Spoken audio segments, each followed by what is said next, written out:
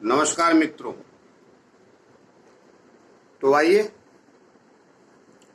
हमारी आपकी आज फिर मुलाकात हो गई और आज हम लोग बात करेंगे केंद्र और त्रिकोण के राजयोगों की, और जिनकी कुंडली में रहता है ये राजयोग। एक भी प्लेनेट अगर अच्छा बैठा है केंद्र और त्रिकोण का राजयोग लेकर तो वो बड़ा करिश्मा करता है।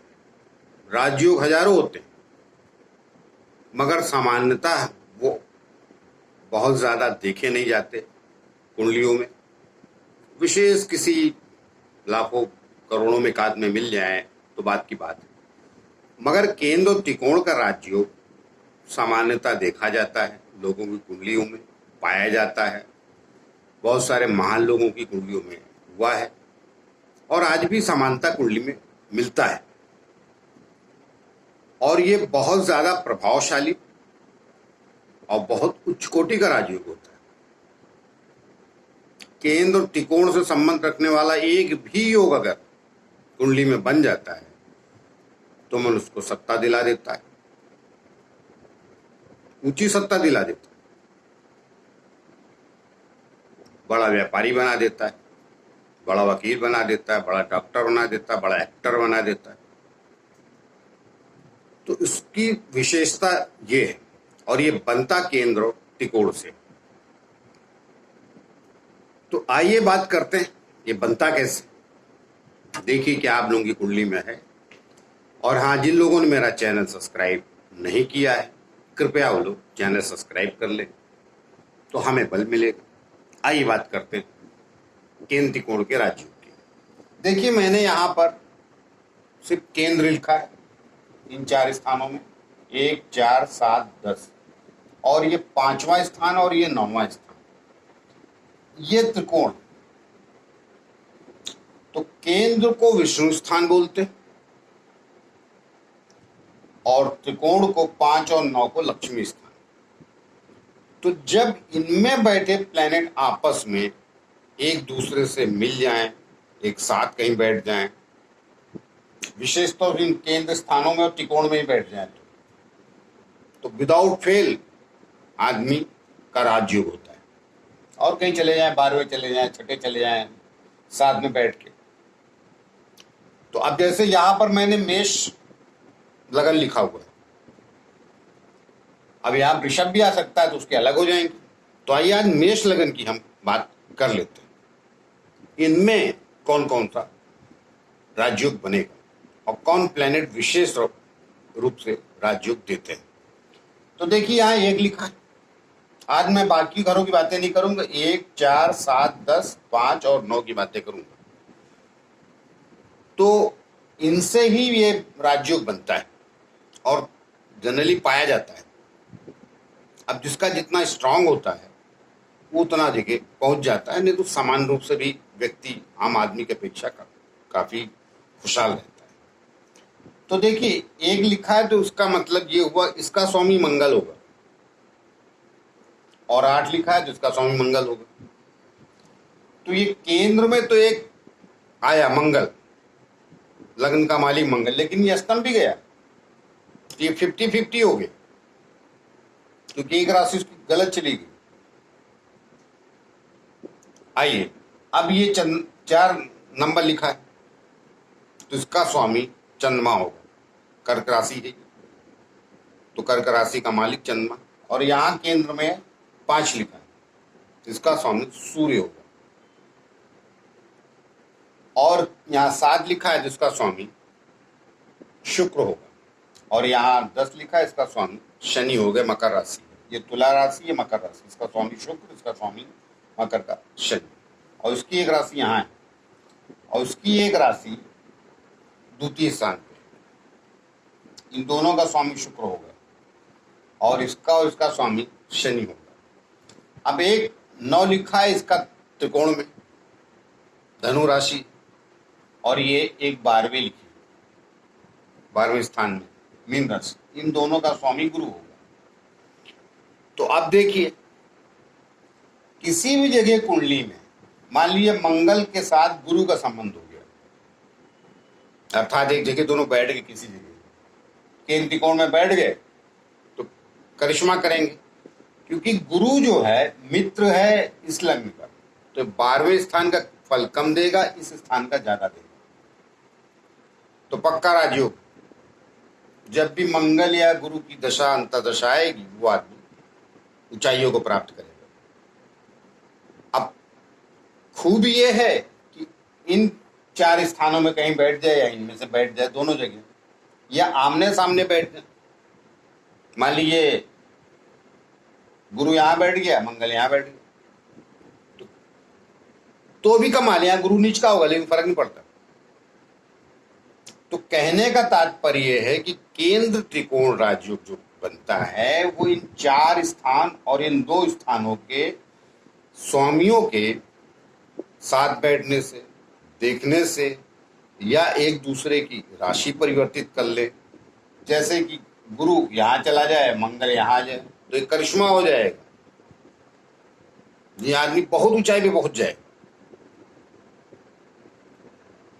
अब कई बार क्या होता है कि इनका स्वामी, इसका स्वामी या इसका, ये कहीं ना कहीं केंद्र त्रिकोण मिल तो गए एक साथ। केंद्र त्रिकोण का मतलब आप समझ गए होंगे, 1, 4, 7, 10 के जो स्वामी प्लेनेट है और 5 और 9 के, इनका संबंध हो जाए। तो संबंध कई प्रकार से होता है, एक साथ बैठ जाए, इनकी आपस में दृष्टियां हो और एक दूसरे का राशि परिवर्तन कर दे। जैसे मैंने बताया कि गुरु यहां चला जाए, मंगल यहां, तो ये राशि परिवर्तन हो गया। गुरु अकेला भी अगर यहां चला जाएगा, एक के त्रिकोण का मालिक होके भी केंद्र में गया तो भी कमाल करेगा। या ये सूर्य,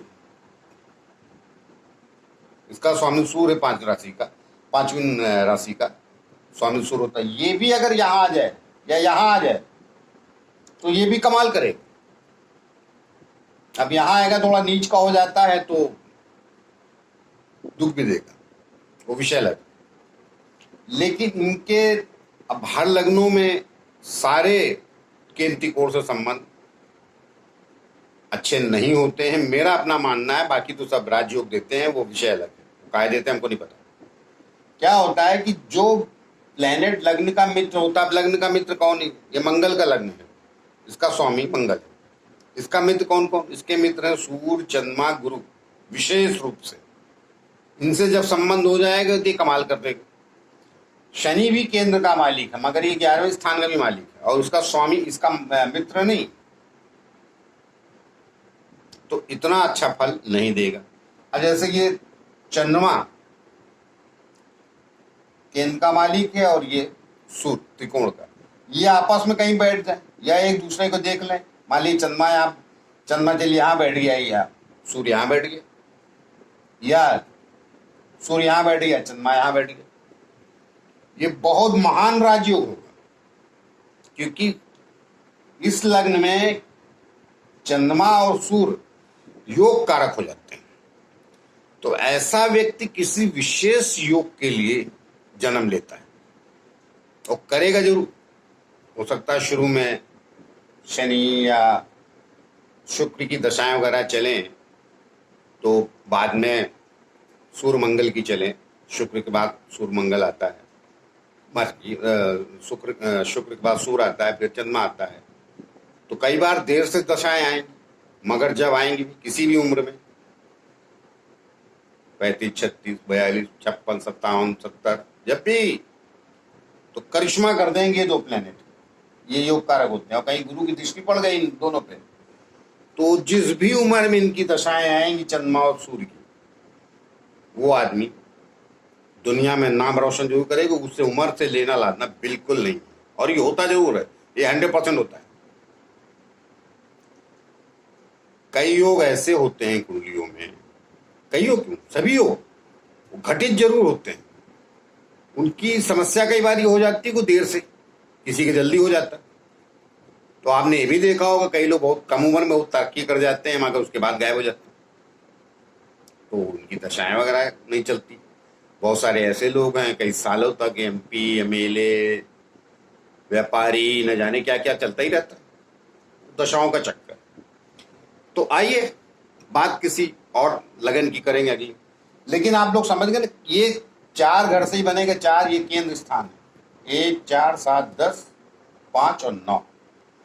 इनसे संबंध जब होगा, हाँ मान लीजिए ये इनका संबंध हुआ और ये छठे चले गए, 8वें चले गए, तो भी घटित होगा, मगर संघर्ष करा देगा। फिर आप 45 भूल जाइए, उसके पार ही कुछ होगा, फिर संघर्ष करा देते, क्योंकि ये सब स्थान संघर्ष के।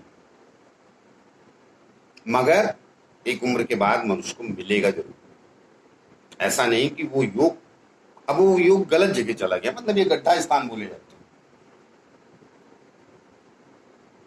कई बार क्या होता है कि योग है मगर वो थोड़े नीचे चले गए, ये स्थान पाताल लोक पकड़े जाते हैं। पृथ्वी के भी हम ऊंचाई पे हैं, वहां वाले अलग अलग कहानी, लंबी कहानी हो जाएगी वरना वीडियो लंबा हो जाएगा।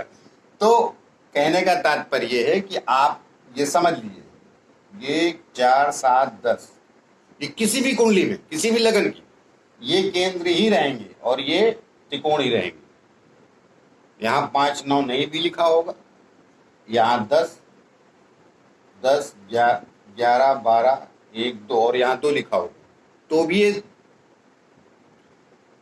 केंद्र त्रिकोणियों, ये पहला घर और यहाँ से लेकर 12वें घर। राशि कोई भी लिखी हो तो फिर उस लगन का आदमी हो जाता है, उस राशि का आदमी हो जाता है। तो इसमें अब शनि भी है, लेकिन शनि इतना नहीं योग कारक, वो अपनी दशा अंतर दशा में कुछ कष्टों के बाद मनुष्य को देगा जरूर, मगर वो ऊंचाइयां नहीं दे पाएगा। हाँ, अगर गुरु की दृष्टि पड़ जाए कहीं शनि की, क्योंकि गुरु की दृष्टि अमृत है। कोई भी लगन हो, कुछ भी हो, किसी प्लेनेट पे गुरु की दृष्टि पड़ जाए और उसकी दशा आ जाए, तो फिर बात ही बात है। तो मेरा ख्याल है मेरी बात आप लोग समझ गए होंगे। तो ये मेष लगन का केंद्र त्रिकोण से बनने वाला राज्य, बातें और भी विशेष, उसको किसी और एपिसोड में, किसी और चर्चा में लेंगे। अब 12 घर है, तो आइए मिलते हैं किसी और लगन के लिए। उम्मीद करता हूं कि हमारी बात आप लोगों को समझ में आई होगी, मैं कहना क्या चाहता हूं, और बड़ी सरल भाषा में कही। तो कृपया जिन लोगों ने मेरा चैनल सब्सक्राइब न किया हो तो चैनल सब्सक्राइब कर लें। तो ये मिलते किसी और नए विषय को लेकर। नमस्कार।